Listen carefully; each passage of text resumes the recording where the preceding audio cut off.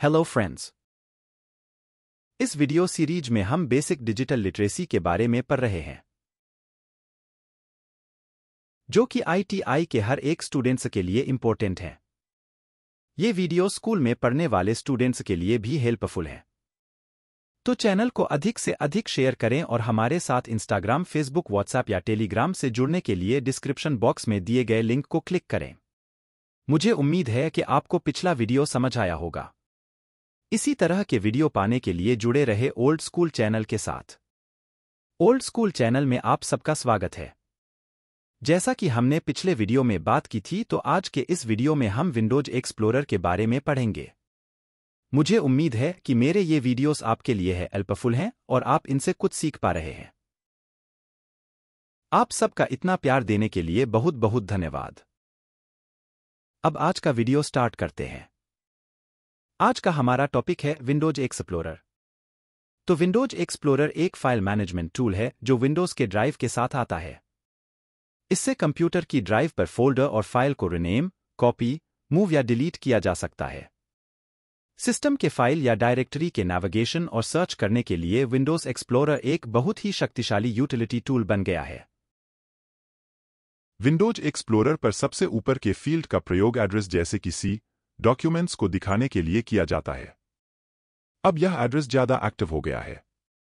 Windows explorer के अंदर files और फोल्डर्स को श्रेणीबद्ध तरीके से दर्शाया जाता है। फोल्डर के अंदर सब फोल्डर भी हो सकते हैं। डायरेक्टरी स्ट्रक्चर के माध्यम से नेविगेट करना एवं फाइल को सर्च करना। जिस भी फाइल या फोल्डर को आप ओपन, कॉपी या डिलीट करना चाहते हैं, उसके लिए आपको निम्नानुसार निम्नलिखित स्टेप्स को फॉलो करना होगा। स्टेप नंबर 1, आवश्यक ड्राइव या रिमूवेबल डिवाइस जैसे फ्लॉपी डिस्क या फ्लैश ड्राइव जिसके एलिमेंट्स को हम देखना चाहते हैं, उस पर डबल क्लिक करें। स्टेप नंबर 2, चुने हुए ड्राइव या डिवाइस के अंदर किसी फोल्डर के सब फोल्डर और फाइल को देखने के लिए उस पर डबल क्लिक करें। विंडोज के ऊपर टाइटल बार तब चुने हुए फोल्डर के नाम को दर्शाएगा। विंडोज के बाईं तरफ माय कंप्यूटर पर सभी ड्राइव एवं फोल्डर की सूची होती है। विंडोज के दाईं तरफ बाईं पेन में चुने हुए ड्राइव या फोल्डर के अंदर स्थित सभी फाइल एवं फोल्डर की सूची होती है। हमारा अगला टॉपिक है फोल्डर या फाइल को चुनना। उस ड्राइव या फोल्डर को क्लिक करें जिसे आप चुनना चाहते हैं। उसका कंटेंट दाईं तरफ दिखेगा। उसी दाईं तरफ फाइल को चुनने के लिए क्लिक करें। इसमें अगला आता है एडजेसेंट या आसपास के फाइल या फोल्डर्स के समूह को चुनना। तो एडजेसेंट फाइल या फोल्डर्स के समूह को चुनने के लिए आपको निम्न स्टेप्स को फॉलो करना होगा। स्टेप नंबर 1, सबसे पहले फाइल या फोल्डर को ग्रुप में से क्लिक करें जिसे चुनना चाहते हैं। वह फाइल या फोल्डर हाईलाइट हो जाएगा। स्टेप नंबर 2, शिफ्ट की को पकड़कर रखिए और ग्रुप के आखिरी फाइल या फोल्डर पर क्लिक करें जिसे आप चुनना चाहते हैं। पहले और आखिरी चुनी हुई फाइल या फोल्डर के बीच की सभी चीजें हाईलाइट हो जाएगी। स्टेप नंबर 3, शिफ्ट की को छोड़ दें। इन उपरोक्त स्टेप्स की मदद से आप एडजेसेंट फाइल्स या फोल्डर्स के समूह को चुन सकते हैं। हमारा अगला टॉपिक आता है अलग अलग फाइल्स या फोल्डर्स को चुनना। अलग अलग फाइल्स या फोल्डर्स के समूह को चुनने के लिए आपको निम्न स्टेप्स को फॉलो करना होगा।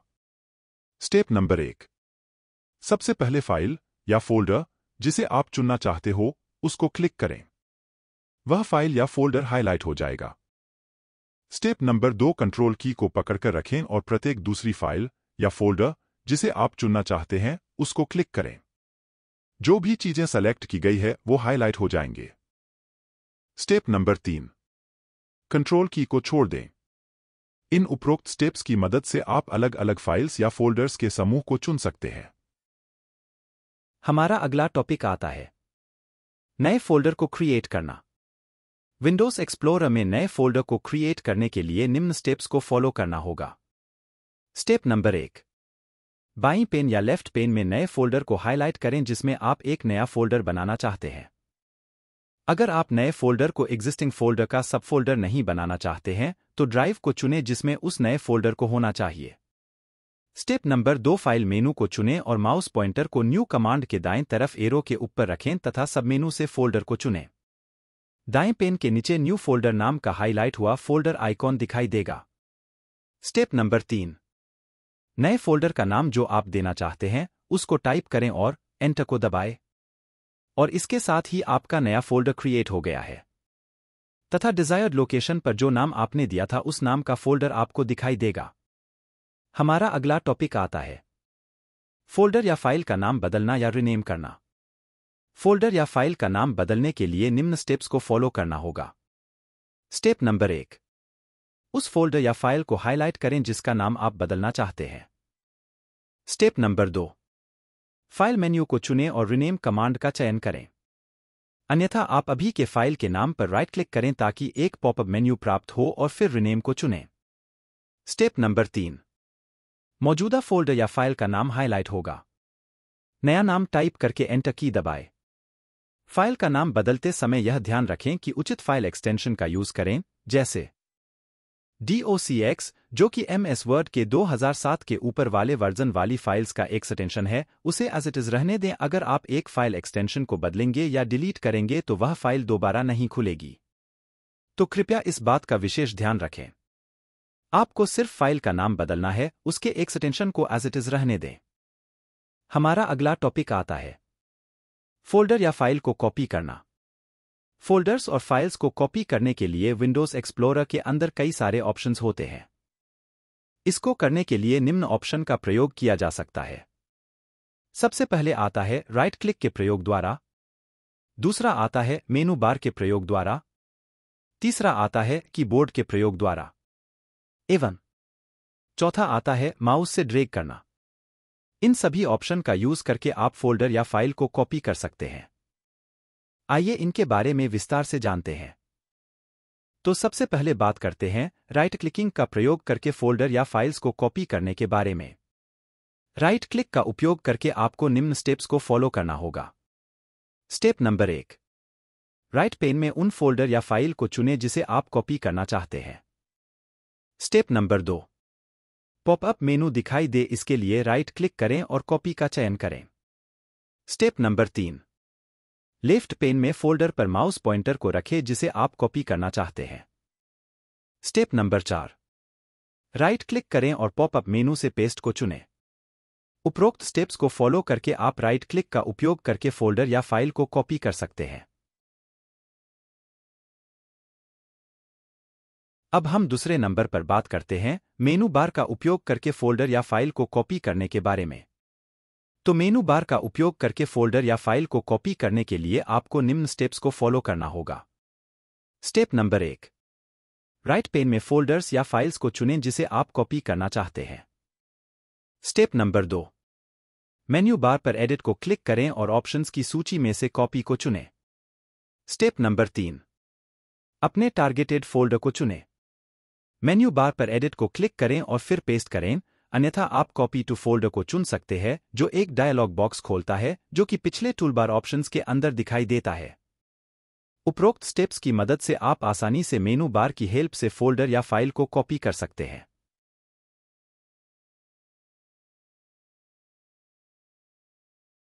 अब हम तीसरे नंबर पर बात करते हैं कीबोर्ड का उपयोग करके फोल्डर या फाइल को कॉपी करने के बारे में।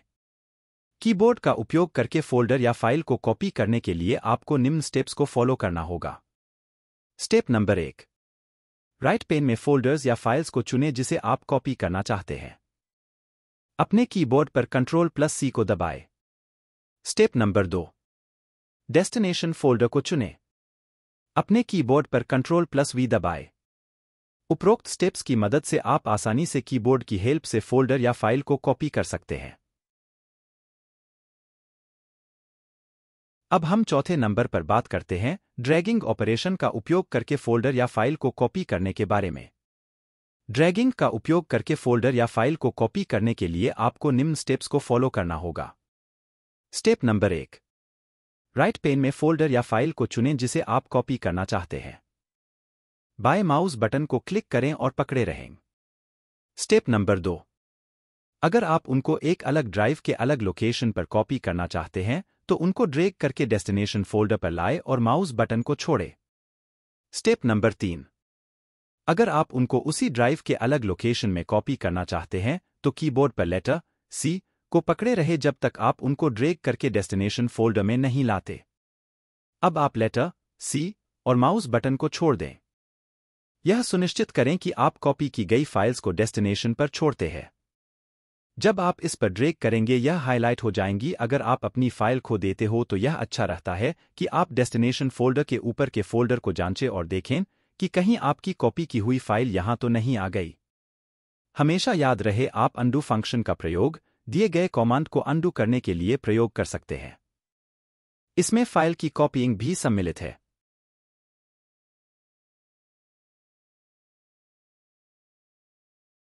अगला टॉपिक है फोल्डर या फाइल को मूव करना।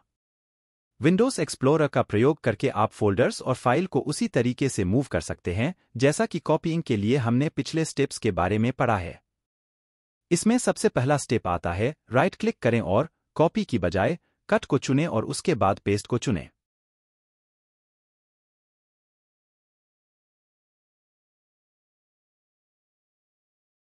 दूसरा स्टेप आता है टूलबार पर कट और पेस्ट आइकॉन्स का प्रयोग करें। तीसरा स्टेप आता है एडिट मेन्यू पर कट एंड पेस्ट ऑप्शंस का प्रयोग करें। चौथा स्टेप आता है Ctrl+X का प्रयोग करें, उसके पश्चात Ctrl+V का।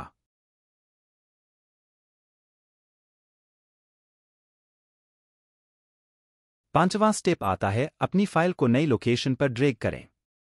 अगर नई लोकेशन किसी अलग ड्राइव पर है तो ड्रैग करते समय शिफ्ट को दबाए रखें, नहीं तो विंडो एक कॉपी बना देगी और आपको वास्तविक फाइल को डिलीट करना पड़ेगा। दोबारा आपका कार्य आसान हो जाएगा अगर आप पहले डेस्टिनेशन फोल्डर को लेफ्ट पेन में खोल कर रखें, उस फाइल को चुनने से पहले जिसे आप राइट पेन से मूव करना चाहते हैं। नेक्स्ट टॉपिक आता है फोल्डर या फाइल को डिलीट करना।